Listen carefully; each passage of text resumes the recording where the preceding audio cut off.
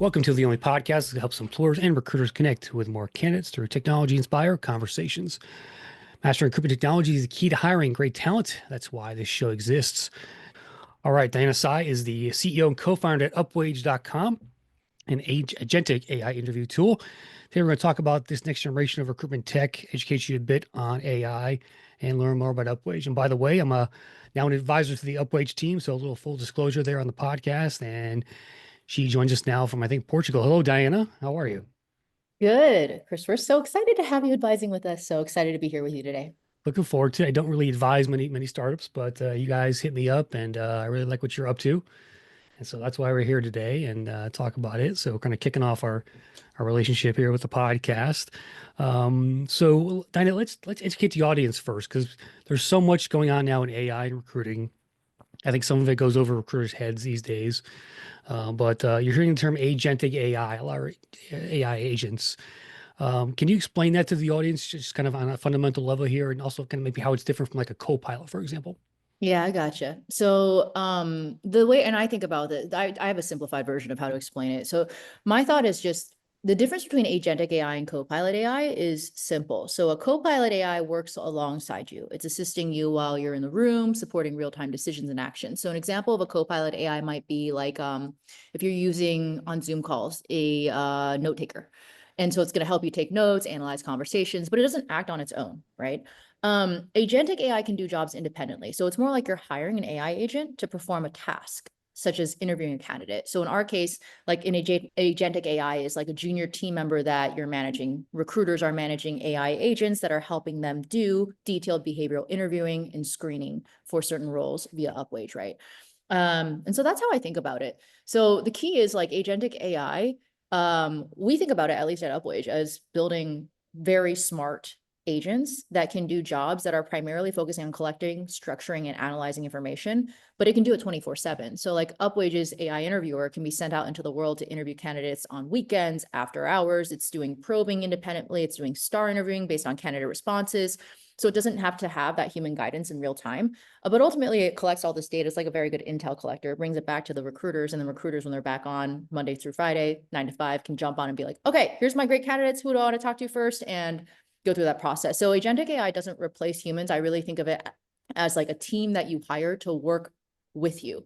And there's various levels of sophistication. I think we're in the world right now where agentic AI is like entry level work. You can think of it as like I'm hiring someone junior to assist me and support me on these jobs, and it gets more sophisticated over time. So that's how I think about it. Entry level work. It's a good analogy. I also like it too, like those little robots in the Amazon warehouses moving product from place to place, and things like that, putting stuff here and there.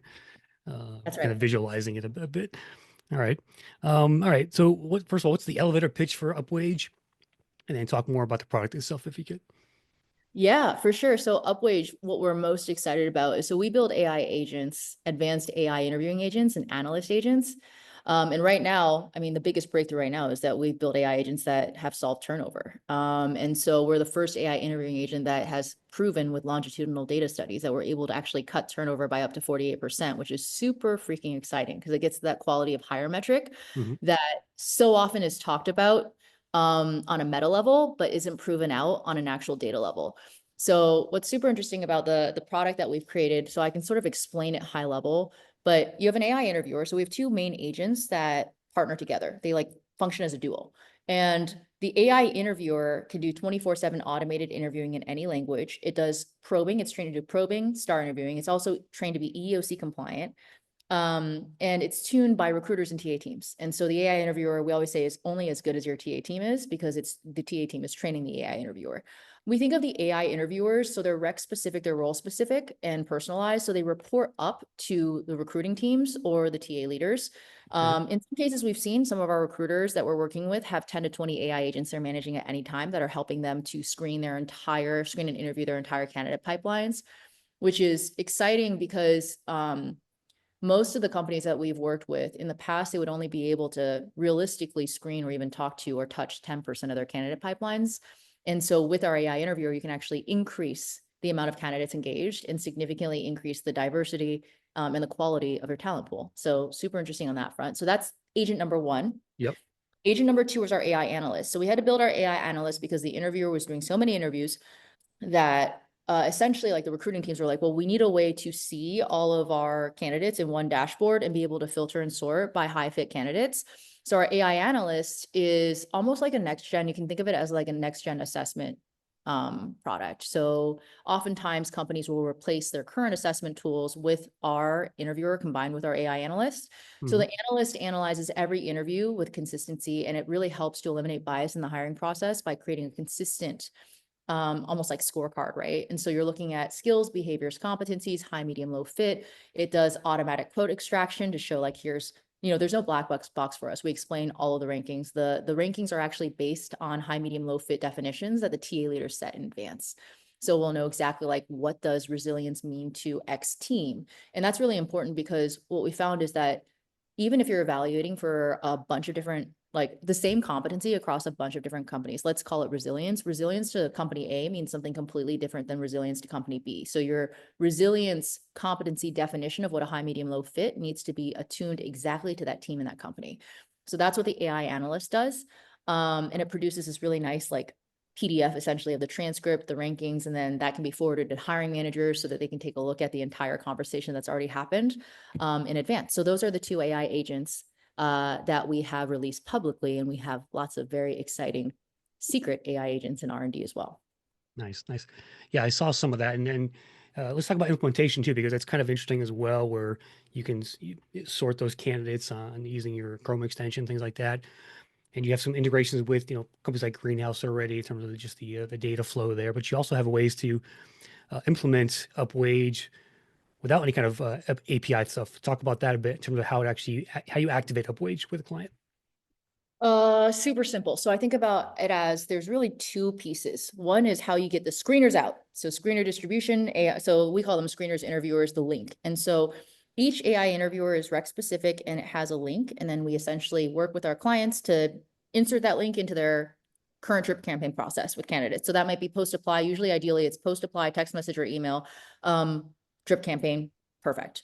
So we integrate really easily on that front. There's actually integrate is the wrong word. There is no integration. It's pure automation. It's just normal marketing stuff. Yep. On the other side, how we get those results into the hands of recruiters and hiring managers, we have a Chrome dashboard that reads ATSs. And so that you can see everything in there, really easy, zero integration. Typically, once we get past pilot stage, most companies are like really excited about us getting the screener and the interview PDFs like into the actual ATS, attach it to a candidate profile, do stage changing, do tagging, all that good stuff. So we do that too for the majority of ATSs. And so like Workday, iCIMS, all them, we have a partnership with Greenhouse. We love Greenhouse. We have a partnership with Lever as well. So like there's certain ATSs that we're more tied into, but it's a very, very simple integration. We aim to keep our integrations under 4 weeks, super fast. But generally speaking, yeah, it's been super interesting. I think the metaphor that we like to use internally in the team is we've spent the last year and a half, like all of our R&D and focus, building the most advanced AI behavioral interviewer and AI analyst. So it's like the Ferrari of interviewers, right? The Ferrari engine. And so the key here is always like, how do you take a Ferrari engine and then fit it into another vehicle? And that's the challenge of ATS integrations, but it's a fun one. It's an interesting one. And along the way, you learn a lot. So it's been a ride for sure. Excellent. You talked about, Upwage has demonstrated some reductions in turnover. How exactly does AI powered screening and matching, impact that retention? So it's all about competency and skills-based interviewing. So let me actually just talk about case studies. It's going to be easier to bring this like down to the ground level. Okay, yeah, Um, let's do that. yeah. So the easiest way to talk. So one of the healthcare companies that we first started working with about a year ago, their chief people officer, they were looking at 53% turnover in their call center roles and very high volume. So 64,000 applicants on a monthly basis. Wow. So they were using an assessment tool at the time.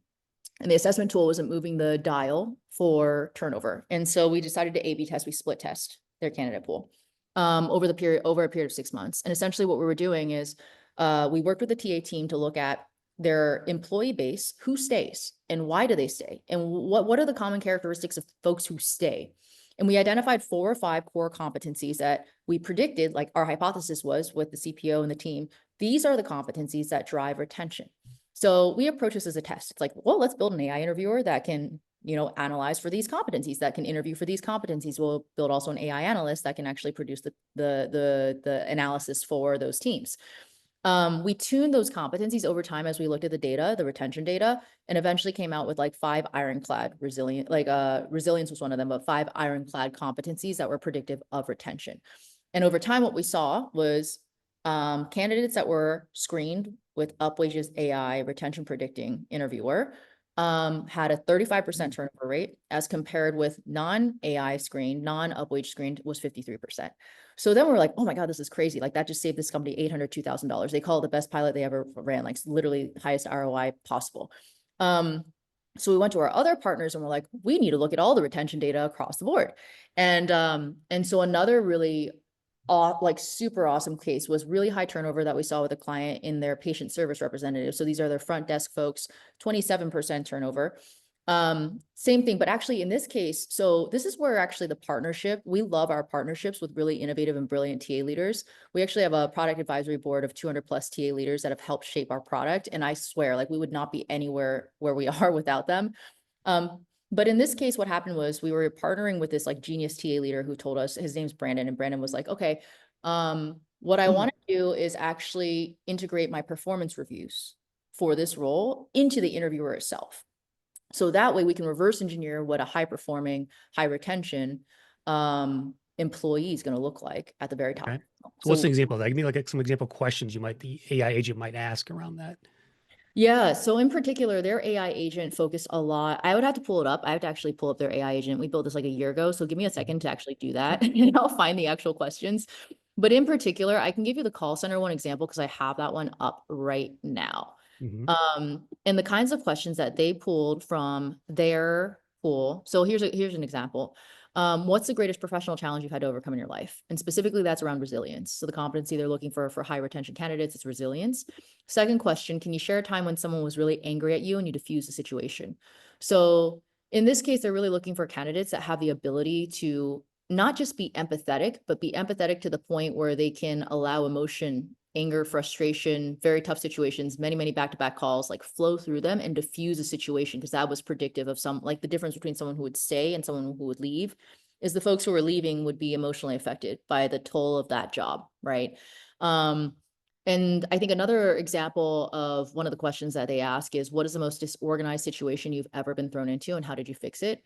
They realize that their highest retention candidates, their highest retention employees are folks who can create order out of chaos and are comfortable being in extreme chaos and fixing that, whereas the ones who eventually churn are stressed out by a situation where there's a lot of disorganization and chaos and feel like they lose their sense of grounding. And so those are some of the types of interview questions that we design. We go backwards. So we start with a competency and then we create the interview questions and then we test the interview questions and the competencies and refine and tune. It's almost like you can kind of replace that initial phone screen here from the recruiter, right? Talk about that and talk also about the time aspect in terms of how long these interviews are taking with candidates. Do you have any data around that? Yes. Well, there's a very big range because we power everything from early, like entry level, high volume Yeah. frontline roles all the way up to executive level roles. So what you'll see is like as we do VP level, executive and above, longer form interviews, just folks are taking more time with their answers. We can see anywhere from 45 to 60 minutes sometimes. The hourly, like drivers, I'm thinking like the warehouse associates, et cetera, drivers, it's probably more in the range of 12 to 15 minutes. And then somewhere in between like customer service, you'll see like 20 to 30 minutes sometimes, but we'll also sometimes see like folks. So a lot of the times, about 30% of the time, like candidates are spending, they're doing their interviews off hours. So they're actually doing their interviews weekends and then after hours. And so what you'll sometimes see is like someone spending an hour and a half on their interview, but they're not actually an hour and a half interviewing. They're just like literally just feeding their kids, making dinner and then interviewing. Can the candidate pause it and go back to it later or They can't, so do they it? can actually just keep it open, keep going. So it's like, Okay. you don't, yeah, so you don't have to stop, pause, there's no timer on our interviews. One of the, this is something that I think is really interesting. We just released this candidate feedback and NPS score. At the end of the interview, anonymously candidates will share how their experience was. And a lot of the feedback we're getting back, first of all, we have a composite score across 17,000 feedback responses right now of 9.01, which is radical. But then on the other side, a lot of the feedback we're getting back is, I love this experience. Thank you for giving me time to think.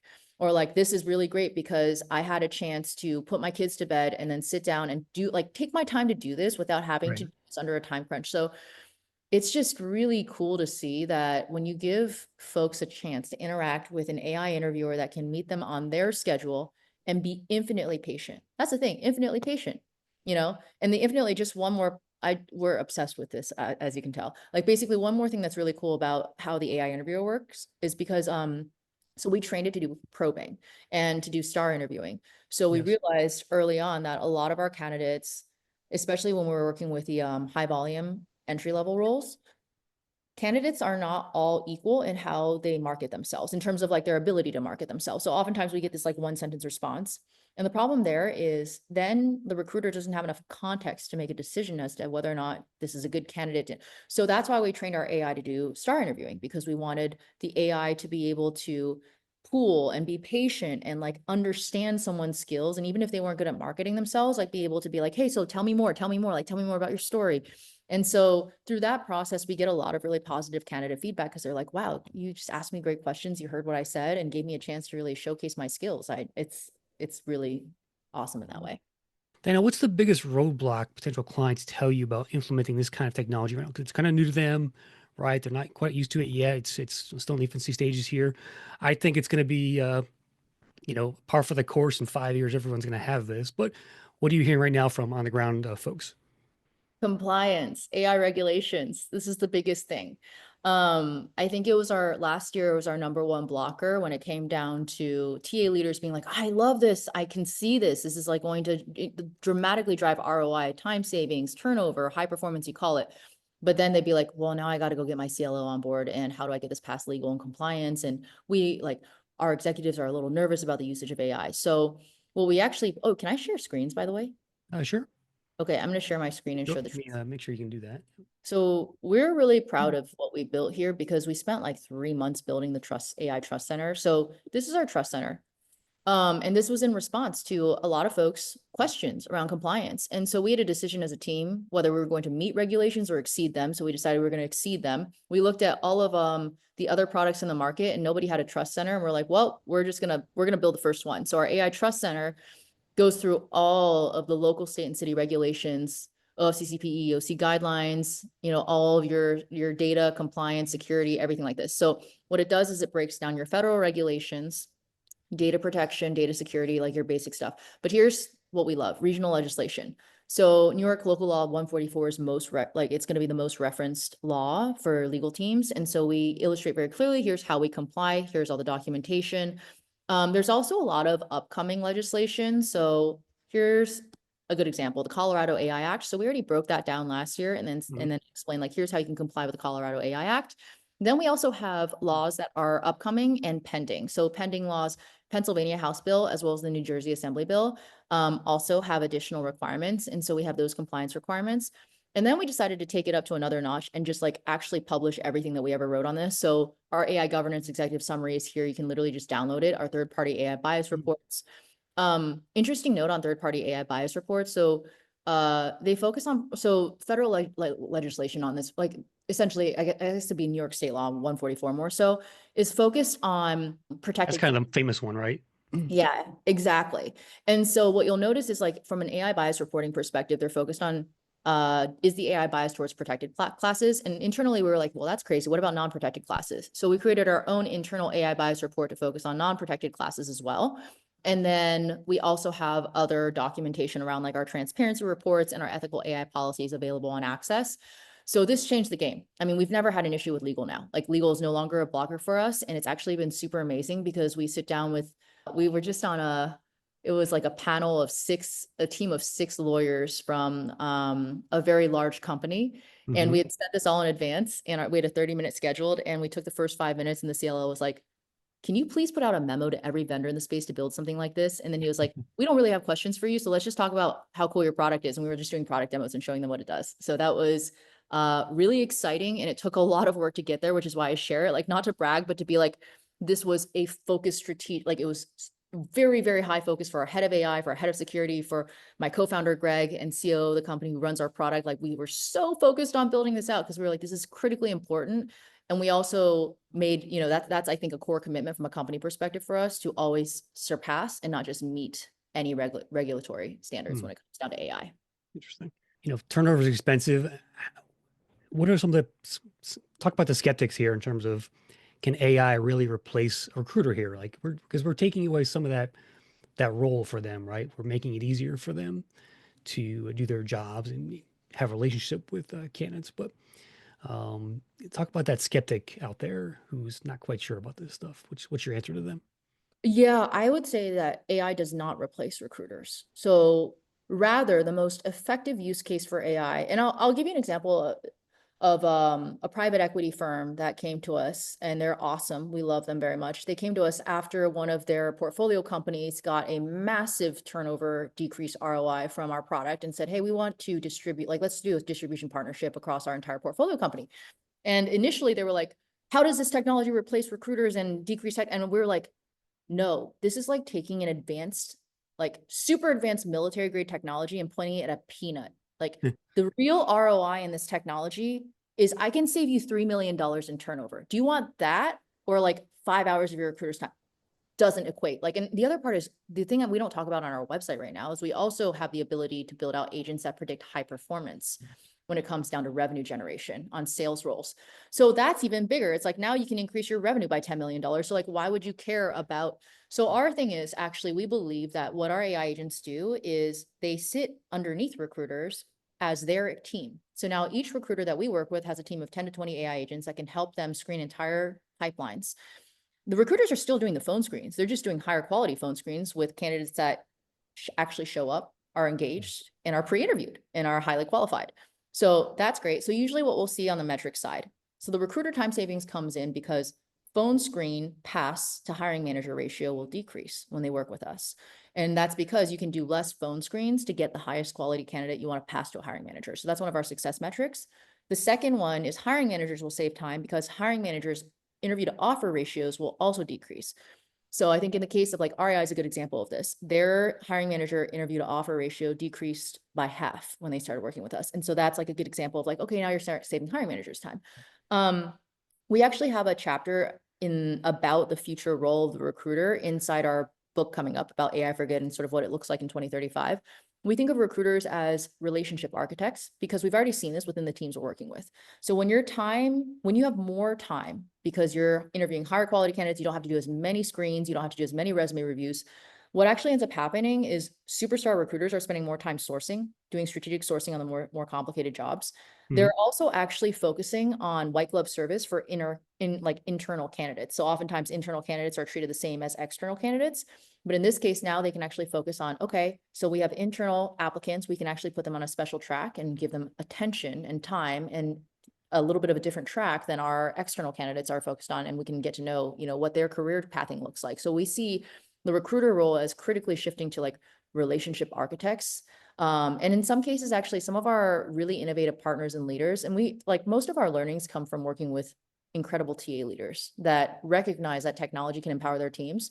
So the other awesome use case we've seen emerging for recruiters is when they have more time opening up, they're spending more time with their hiring managers.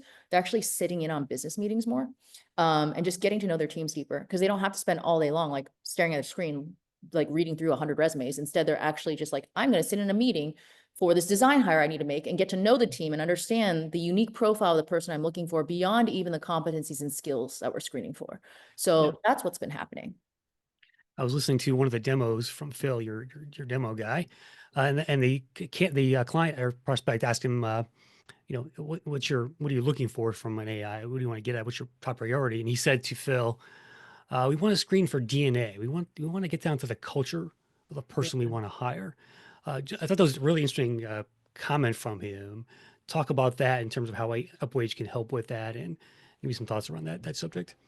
Culture fit screening. So because so essentially what you do is you actually take the culture fit and values. And so we think of these like as a similar version, but a single, like maybe like one degree away from our current AI interviewer. And it's a use case that you can that as actually being already used by clients live and also can be easily programmed. So what you do here is instead of if you're looking for culture fit screening and DNA screening, you take the mission of a company, right? The mission, values, and the cultural values, and essentially you turn those into competencies. So those can become its own set of competencies and generate interview questions based on those. So similar to rather than just focusing on skill-based screening or competency-based screening for this particular role, you're also looking for culture fit screening.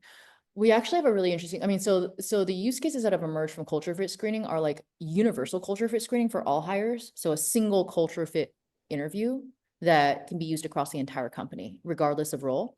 So that's one use case. It's sometimes a little harder to blend culture fit screening combined with competency and skills. It's just too many questions. So we usually try to keep the AI interviewer to like under 5 behavioral questions. But that sort of categorically, like whether it's cultural screening, whether it's skill screening or competency screening, those all fall into the category of what we call like behavioral questions. So our AI does basic questions, which are more akin to knockout questions. And then it does the real good stuff, which is like your behavioral interviewing questions, which can be anchored to cultural values, can be anchored to competencies around a role, motivations, behaviors, etc. And you sort all this for the client there on the back end. I think it's called a super sorter, right? Just Yeah. to explain that what that visual looks like for the audience.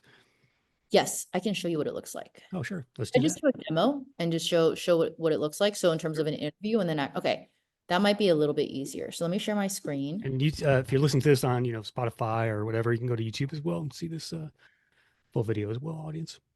Okay, awesome. Okay, so here's I'm just gonna do a real quick demo screener here. As you know, as you can see here on the screen, I'll also talk through it. So in case you're listening, you'll see we're very clear with candidates. We're an AI tool. And so this is an AI interview. We collect some of this information up front in terms of email and name, because we're actually, in some cases, we do ATS integration. So we're matching these results straight into the ATS via mobile and email. And this is an example of a breakout question, knockout question here. So it's a yes, no bubble. And so these are all configurable in our platform.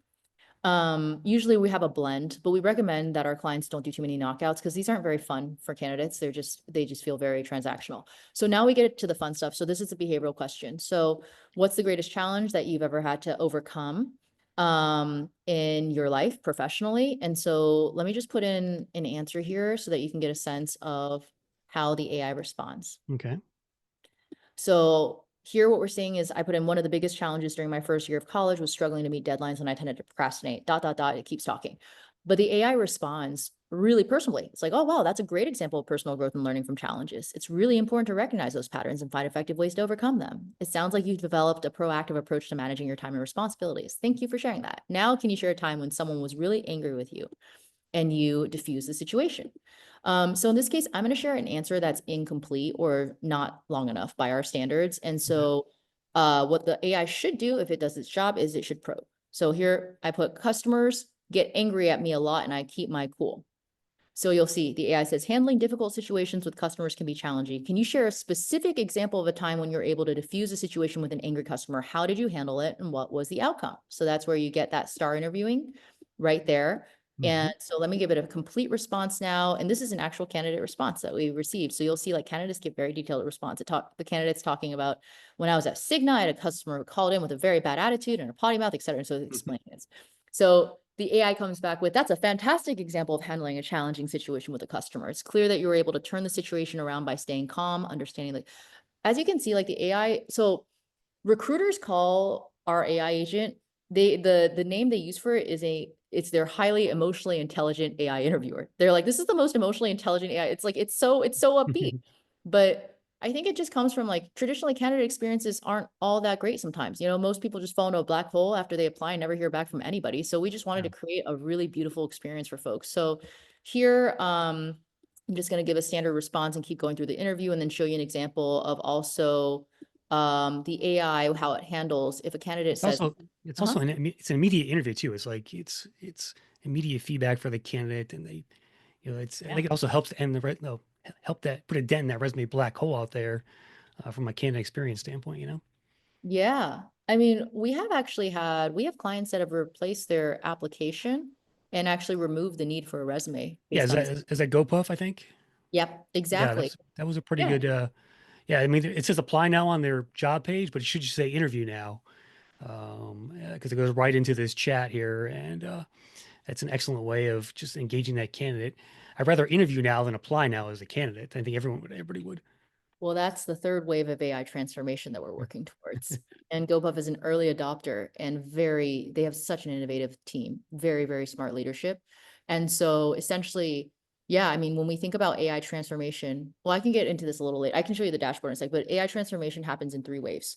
And the third wave is actually what we call a universal AI interviewer, where a candidate is really able to talk to a single universal AI interviewer and then instantaneously be able to interview for 50, 60 jobs in a single profile. And so for GoPuff, as an example, we're powering, I think, 962 AI agents for them. So what's really interesting is now you imagine building a universal AI interviewer on top of those 962 AI agents and what it's able to do in terms of supporting candidates and routing from one job to another. So yeah, super interesting stuff on that front. A quick Let me, question around that, Diana. yeah. Why do you need so many? Why is it? Explain that aspect to me. I'm a little confused on that. You have an AI agent, your software, basically. Why do you need so many agents? Is it just that? So yeah, so we think of each agent is rec specific. So Rec some specific? companies, Okay, their job or role specific, some are rec specific. So I got you. Okay, there some companies are tuning their AI agents actually at a rec level. gotcha. So yeah, that's really big, Okay, that basically. clears up. That makes sense. Yep. Yeah. Sorry, So you're going to show us the dashboard. dashboard. Yep. Mhm. Yeah, so here's how the dashboard. So this is again the ATS overlay, but here's what happens. So this is a demo thing. So you can sort by knockout, high overall fit, all this stuff. So let's just look at here. That's what I just submitted. And so you can see here time spent, as well as an overall fit score. So medium, it'll say here. And then it'll show you all of the all the scores around each of the competencies that Low in resilience, high in empathy. high Yep. on High empathy. in constancy, low Yes. on organizational skills, high on I'm teamwork. sorry, yep, Okay. you'll see this. Yeah. And then you'll get the entire interview down here. And then the PDF that we attach into ATSs looks like this. And what's important about this PDF is you actually have here. So see this part, this is the definition of the competency that was set by the TA team. Yep. So we are literally like tuning. So the AI analyst that is reading this is tuned to specifically the fit definition that is set by the team, which means we can toggle this. So oftentimes Mm. we'll start a process and be like, okay, the TA team will come back and tell us, we reviewed all these, but actually the high fits, the AI is being a little generous with high.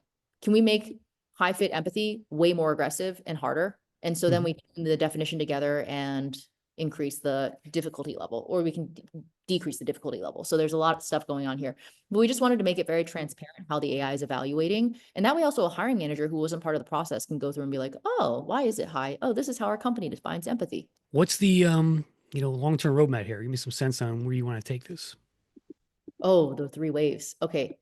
So the three waves, basically, they work something like this. So wave one, we're in the middle of right now. So I'll give you a little bit of context. My co-founder, Greg, and I, we like to think 5 to 10 years into the future.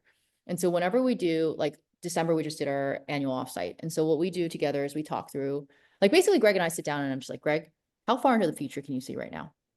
And with what conviction? And then we talk for a day or 2 days about this. And Mhm. really what we're leveraging is all the inputs we have from the market, our partners, our customers, our team, everything that we have, like all the inputs. And then we're making our best hypotheses at what the waves, that's why we call them waves, the waves that are emerging.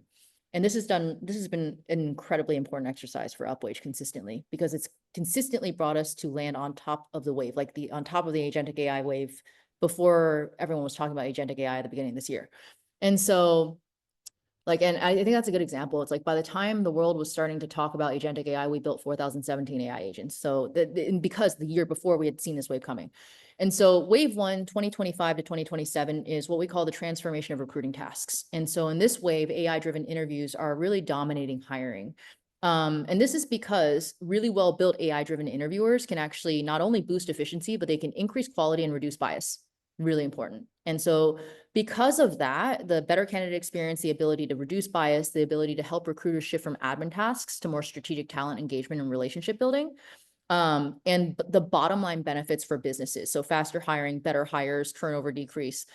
The companies that adopt AI interviewers are going to be at a significant advantage against their competitors. And so we think it's going to be just mass adoption. Also, the ROI on AI interviewing is ridiculous. And so just from an economics perspective, it really doesn't make sense for companies to not use this technology.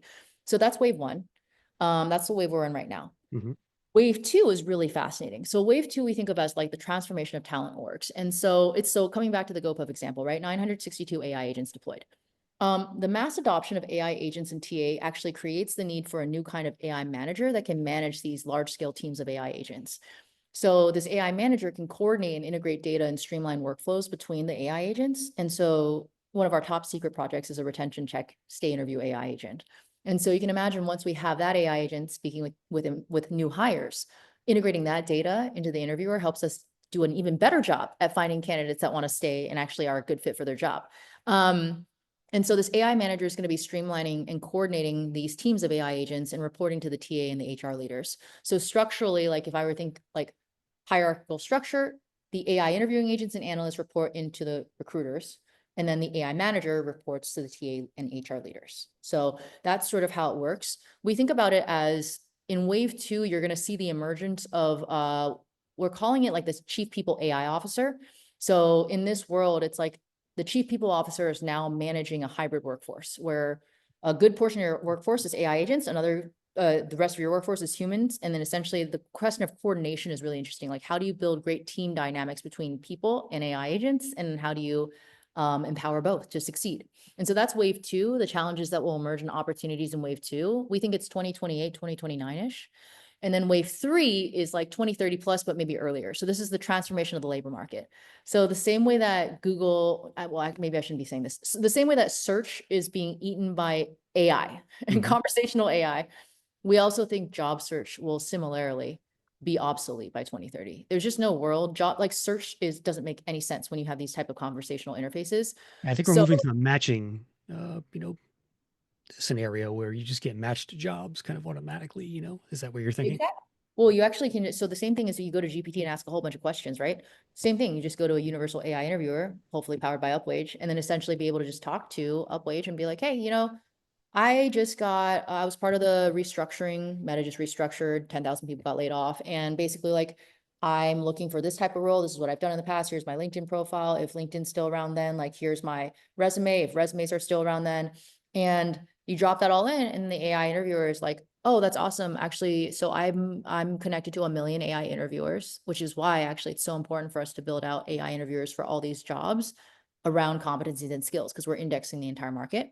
And then so what then happens is that universal AI interviewer can help not just match, but actually run the entire interviewing process and be like, let me make it easy on you. Don't apply for thousands of jobs. I'm actually just going to consolidate these 53 companies that are a great match and live interviewing right now into one universal interviewer. By the way, along the way, if we discover that you have, skills that you didn't mention in your resume, interests that you didn't mention, passions you didn't mention in your LinkedIn profile, I'm also going to include those jobs that are matches too and bring you into those interviewing processes. So that future wave is really freaking important because it gets to core mission. Like Greg and I, my co-founder and I, we started Upwage around the time that Greg was finishing his PhD in AI and labor markets. And the biggest thing we were worried about, the problem that we wanted to dedicate our lives for the next 10 years to solving, was essentially this problem of like AI and automation are going to create tons of opportunity, but also be very disruptive to the job market.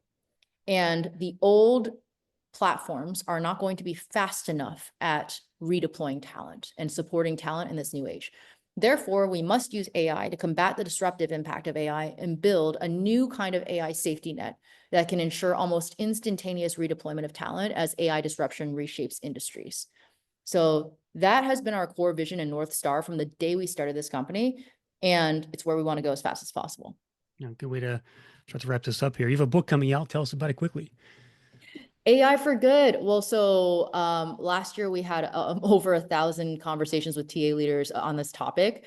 And then we also deployed our 4,017 AI agents. So we thought, okay, we have a lot of really interesting case studies. So we decided that we wanted to write a book. And the book is called AI for Good. And it's basically how TA leaders can use AI for good in hiring. And specifically, the structure of the book's really interesting because each chapter has a 2035 almost like a near sci-fi zoom out of where the world could be, with an optimist lens, because frankly, there's enough pessimism around the world right now. And so our thought here is just like, if we want to create a better world, we should tell a story about a better world and see who wants to opt into creating that better world with us, rather than just defaulting into like absolute pessimism and going down a dark hole. So that's the genesis of the book. And then so each chapter does the 2035 science fiction breakout, then zooms back into 2025 where the technology is today.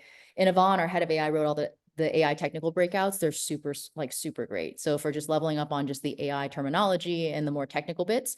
And then we also back everything up with longitudinal proprietary case studies as well. So we're excited about the book, and we're hoping that it shifts the narrative around AI and opens up a space where TA leaders can lead the change into a different kind of future, rather than sort of being like, oh my gosh, is this just going to happen to me? I'm going to stand on the sidelines, see this thing happen, and then have no say in the world we create. So we want to have a say in the world we create, and hopefully it's a good Awesome. one. Yeah, Yeah. awesome. We'll alert the audience when it's out there, and I'll leave everybody on the RegTech Media list there. You also have a free course coming up. Tell us about that and how to sign up. The Agentic AI crash course. We're super excited for this. You can actually go to upwage.com. There should be a tab. Let's maybe drop it in the show notes, like the Agentic AI crash course. Yeah. But super, super psyched about it. So essentially it's 2 hours and 45 minutes spanned across 3 weeks. You can just do it like in a peer group. So it's actually a small curated peer group by our very own coach, Phil, who's our head of TA and leads a lot of our deployments as well. And the course, I'm sorry, includes the first part is you get to build your own AI agent. So rather than talking about it, wondering about it, just like get in there and build your own AI agent. The whole course is free as well. And then the second part of the course is a crash course in bias, compliance, all the fun stuff. And the third part is really applied AI. So case studies on how you can leverage AI for good and for true transformation in organizations backed up by the data that we've collected from our partners. So that's the Agentic AI crash course, and we're excited about that. I need to sign up for AI school, Yeah. Yep. All right. Well, Yep. Dan, it was great talking to you. Looking forward to working with you and the Upwage team. We've just getting going here, but we have a lot more to come around Upwage. You're going to hear it on RegTech across our network as well. So keep an eye out for that. And yeah, thanks again for joining us today, Diana. Thanks so much, Chris.